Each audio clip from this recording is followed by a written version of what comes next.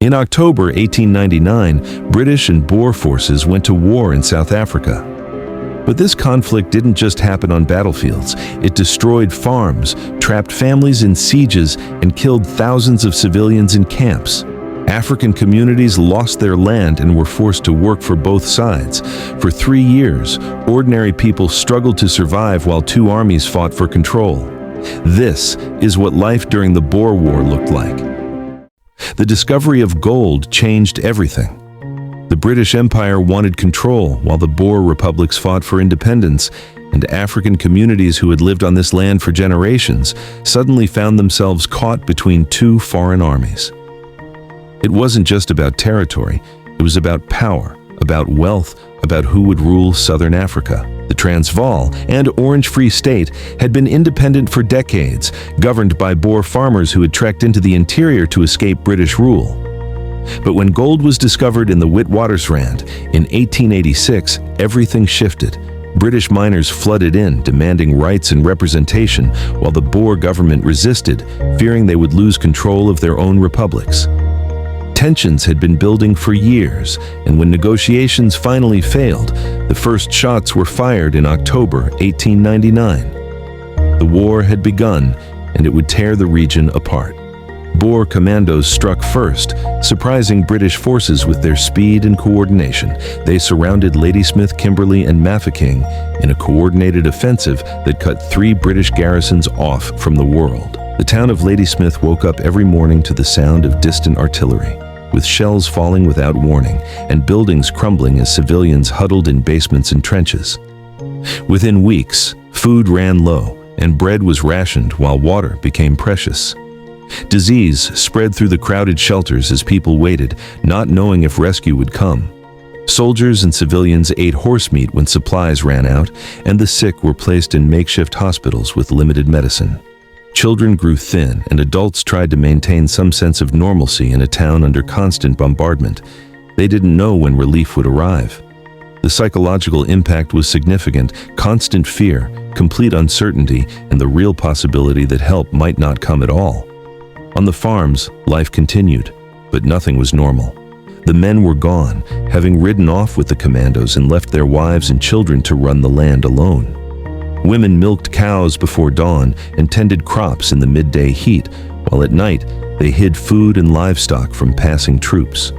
They became farmers, mothers, and protectors all at once, handling responsibilities that would have been shared in peacetime. Sometimes distant gunfire could be heard, a reminder that the war was never far away.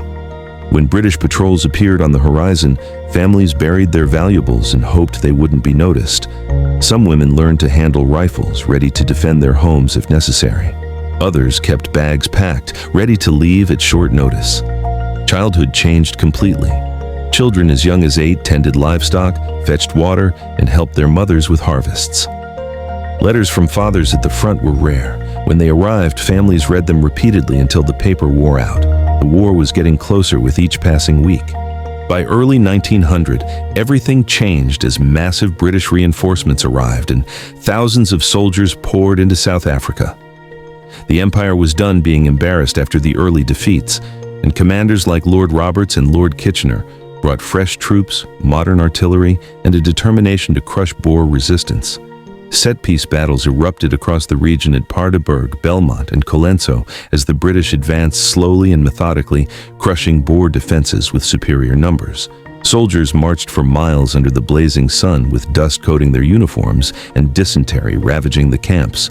They dug trenches in rocky soil, slept in makeshift shelters, and woke to bugles before dawn. The heat was extreme during the day, and the cold at night cut through thin blankets. Water was often scarce, and men learned to ration every drop while dealing with exhaustion and disease that killed more soldiers than enemy bullets. The Boers fought hard, using their knowledge of the terrain and their marksmanship to inflict heavy casualties, but they were being pushed back. The British captured Bloemfontein and Pretoria, taking the Boer capitals and declaring victory. But the war was far from over, and the Boers would have to change tactics completely. African families watched both armies with concern as the British forced men into labor, digging trenches, hauling supplies, building blockhouses, while the Boers did the same when they needed porters or guides. Thousands of African men were conscripted, often without payment or proper protection, and many died from disease or were caught in crossfire. Villages were abandoned when fighting came near, and families fled with whatever they could carry as crops were left behind and livestock disappeared. When the Scorched Earth campaign began, African communities lost their land just like everyone else. Their homes were burned, their fields destroyed, and their cattle taken by both sides. They weren't fighting this war, but they were paying for it. No side protected them, both sides used them. And when the war ended, their suffering would be largely ignored. While Boer and British casualties were counted and documented, African deaths went mostly unrecorded, invisible in the official histories that would be written later. The Boers couldn't win open battles anymore, so they stopped fighting them. Commandos broke into small units and moved fast, hitting supply lines, ambushing trains, and disappearing into the countryside. Led by skilled commanders like Christian de Wet and Jan Smuts, they turned the war into a contest of endurance and mobility. They slept in the open with no tents and no fires, shared what little food they had, and rode for days without rest. British columns hunted them constantly, but the territory was vast, and the Boers knew every ridge, every river, every hiding place. They attacked at dawn, destroyed railway lines, captured supply wagons, and vanished before reinforcements could arrive. For the Boer fighters, survival meant constant movement, staying ahead of the enemy while dealing with hunger, injuries, and the knowledge that their families were suffering back home. As the British adapted by building blockhouses across the countryside and sending armored trains to patrol the railways, barbed wire cut the land into sections. Thousands of small forts dotted the landscape, connected by telephone lines, creating a network designed to trap the mobile commandos. The war had become a contest of endurance, and it would last for years. The British decided to end the guerrilla war by destroying its foundation. Under Lord Kitchener's orders, a systematic campaign began to deny the commandos any support. Farms were burned, crops were trampled, wells were poisoned, and livestock was seized or slaughtered. If the commandos had nowhere to return to, the British reasoned, they would have to surrender. But it wasn't just the fighters who suffered. Entire families were left homeless as food vanished and starvation spread. Women and children walked for miles searching for shelter, with some taken in by neighbors, but most turned away. Columns of smoke rose across the countryside as homes that had stood for generations were reduced to ash. Family possessions, photographs, and tools accumulated over lifetimes were destroyed in minutes. The war was no longer fought on battlefields, but in the destruction of civilian life. And for many, survival became more difficult than any battle. Families who had been self-sufficient for generations were now displaced in their own land, dependent on an enemy that showed little concern for their welfare. The British gathered displaced families and placed them in camps, cramming thousands of Boer women and children along with African civilians into rows of tents with no proper shelter, sanitation, or medicine. The camps, initially intended as refugee centers, quickly became lethal. Food was scarce, typhoid spread, and measles killed children by the hundreds as families buried loved ones in unmarked graves. Emily Hobhouse, a British welfare campaigner, visited the camps and was shocked by what she found. She reported back to Britain about the conditions, sparking public outrage. But change came slowly. Guards stood at the gates, but the real threat wasn't outside. It was hunger, disease, and neglect.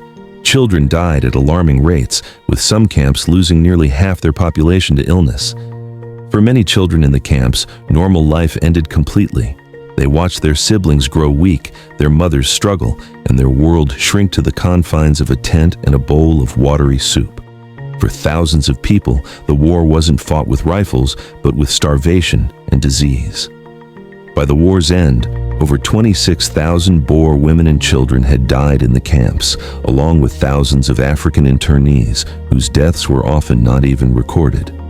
In May 1902, the Treaty of Vereeniging was signed, and the Boer republics were absorbed into the British Empire. The fighting stopped, but the damage had been done. Farms lay in ruins, families were shattered, and entire communities had been wiped out. The financial cost was enormous, but the human cost was far greater. African people who had lost just as much were given nothing, no compensation, no land, no voice in the peace negotiations. Their service and suffering were ignored, and their rights were bargained away in negotiations that excluded them completely. The foundations of apartheid were laid in the aftermath of this war, as racial divisions deepened and power was consolidated in white hands. The war had been fought between two groups of colonizers, but it was African communities who would bear the long-term consequences. The Boer War ended, but its legacy would shape South Africa for generations. The fighting was over, but the damage would last for decades.